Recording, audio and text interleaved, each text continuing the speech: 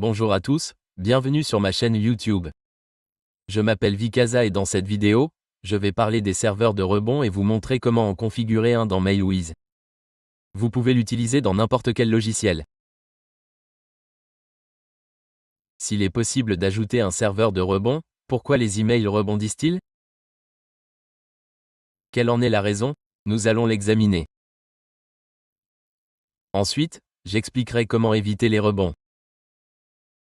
Comment les minimiser? En gros, il y a plusieurs raisons, et j'en citerai 5 principales. La première est un email inexistant et la deuxième est que l'email n'est pas distribué. Cela signifie que l'email existe, mais n'est pas distribué. Il rebondit avant d'atteindre le destinataire. Cela peut être dû à une boîte mail pleine ou à la mise sur liste noire de l'adresse IP d'envoi par le fournisseur d'accès à Internet.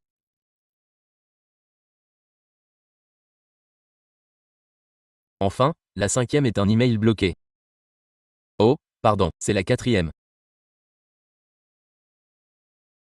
Le quatrième est un email bloqué, c'est-à-dire configuré pour n'autoriser que les emails sortants et aucun email entrant. Les services de chaque fournisseur de services, comme les fournisseurs de messagerie professionnelle, diffèrent. Certains imposent une limite autorisant un nombre limité d'emails provenant d'une adresse IP spécifique. Cela peut également entraîner des rejets. Cela dépend également de la réputation du serveur. Vous avez probablement entendu parler des rejets temporaires, des rejets permanents, etc. Qu'est-ce qu'un rejet temporaire? C'est l'une des raisons que je viens d'évoquer, comme lorsqu'une boîte aux lettres est pleine, par exemple. Disons que seuls 2 centièmes mails peuvent être reçus. Si vous en envoyez davantage à cette adresse parce que de nombreux utilisateurs sont occupés et que leur boîte aux lettres est pleine, l'email est renvoyé. De plus, un contenu trop volumineux peut également entraîner un rejet. Ou si le compte de messagerie vers lequel vous envoyez des emails a été temporairement suspendu, cela peut également se produire en raison d'une suspension. La liste noire d'adresses IP est une autre raison, car on ne sait jamais quand votre adresse IP peut être mise sur liste noire. Vous pourriez ne pas vous en rendre compte. Vous envoyez des emails il y a 1 heure et votre adresse IP est maintenant sur liste noire.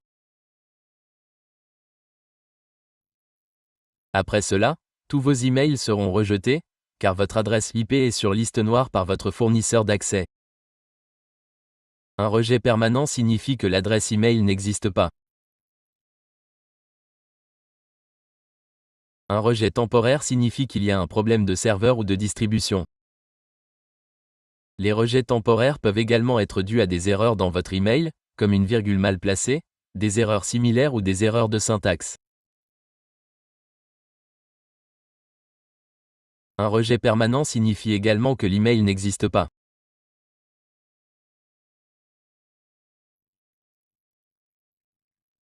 Si le domaine est invalide, par exemple une adresse email professionnelle comme admin.com, et que ce domaine lui-même n'existe plus, car les utilisateurs créent et suppriment souvent des emails professionnels, le domaine expire après un certain temps, ce qui signifie qu'il n'existe plus. C'est considéré comme un rejet permanent. Il existe également d'autres facteurs, comme la mise sur liste noire de votre adresse de réponse, comme je l'ai mentionné précédemment, ou le blocage de votre adresse IP d'envoi.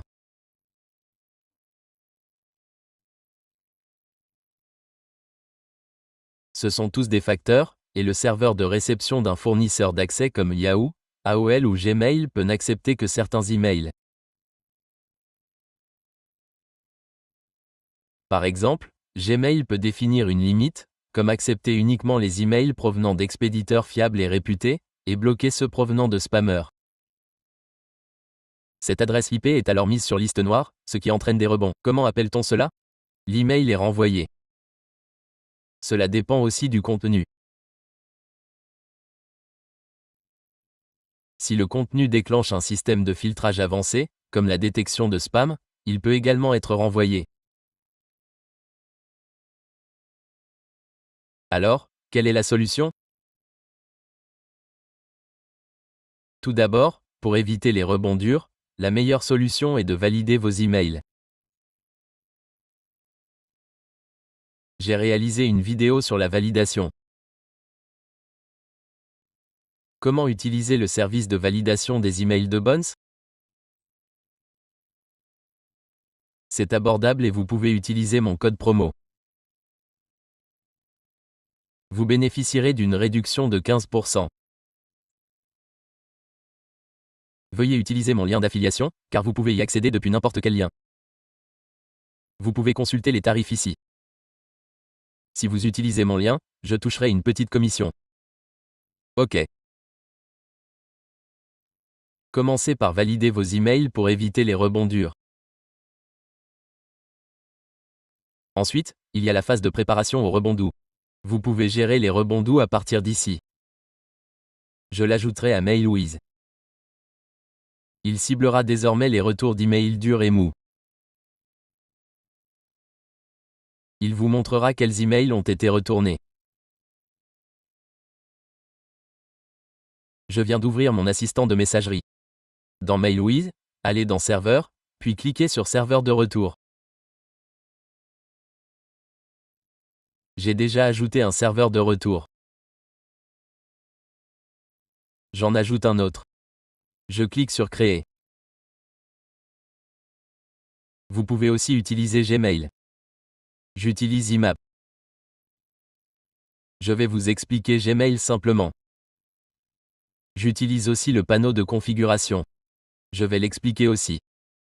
J'utilise Gmail pour les emails sortants. smtp.gmail.com.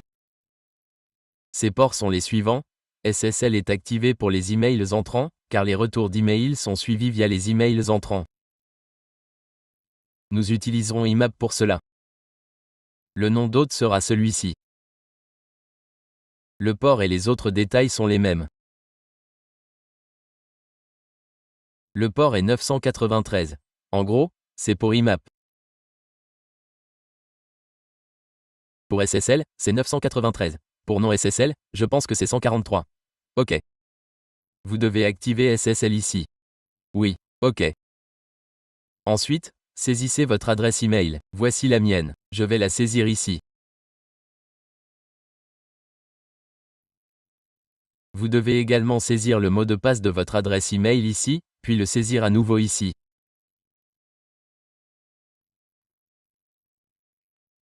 Si vous utilisez une adresse email non personnelle, car elle recevra beaucoup d'emails de retour, je ne l'ajoute pas ici. Je vais vous montrer comment procéder avec le panneau de configuration. Avant cela, vous devez ajuster un autre paramètre ici. IMAP est généralement activé par défaut, mais dans les paramètres Gmail, allez dans « Voir tous les paramètres », puis le transfert et l'accès POP-IMAP sont généralement déjà activés. Si certains préfèrent POP, ils peuvent activer POP à la place.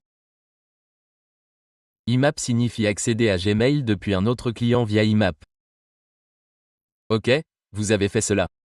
Vous devez l'ajouter ici. Ensuite, accédez au serveur de distribution. Cliquez sur « Mettre à jour » sur le serveur que vous utilisez. Supposons que celui-ci soit sélectionné pour moi. Je vais donc le choisir. C'est fait.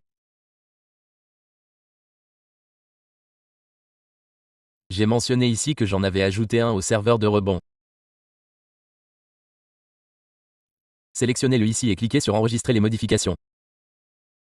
OK, je vais maintenant ajouter un serveur de rebond via le panneau de configuration, ce qui me semble le plus judicieux. Je veux aussi dire que la meilleure option est d'utiliser un serveur de rebond avec les emails cPanel ici. Je clique sur « Créer ». Après avoir cliqué sur « Créer », j'utiliserai mon site ici. Vous pouvez le nommer « Serveur de rebond ». Cela vous aidera à identifier son utilité. Je définis le mot de passe ici.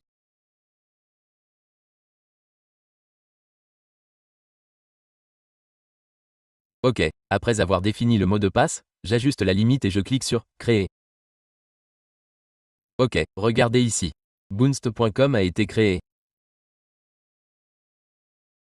Ensuite, je clique sur « Connecter l'appareil ». Lorsque je clique sur « Connecter l'appareil », je vois les paramètres IMAP ici. Vous pouvez maintenant l'utiliser pour le SMTP également. Vous pouvez utiliser IMAP pour ces emails. Il y a les serveurs sortants et entrants ici.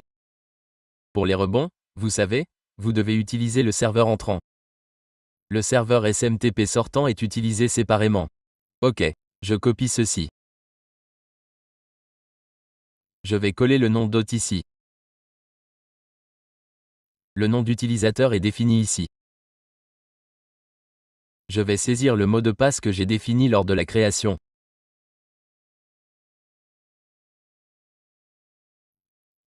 Je vais également saisir cette adresse email.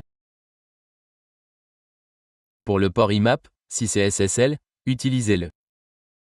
Si ce n'est pas SSL, sélectionnez l'option SSL.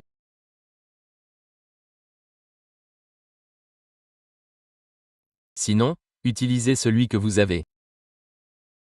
Je vais le laisser par défaut pour le moment.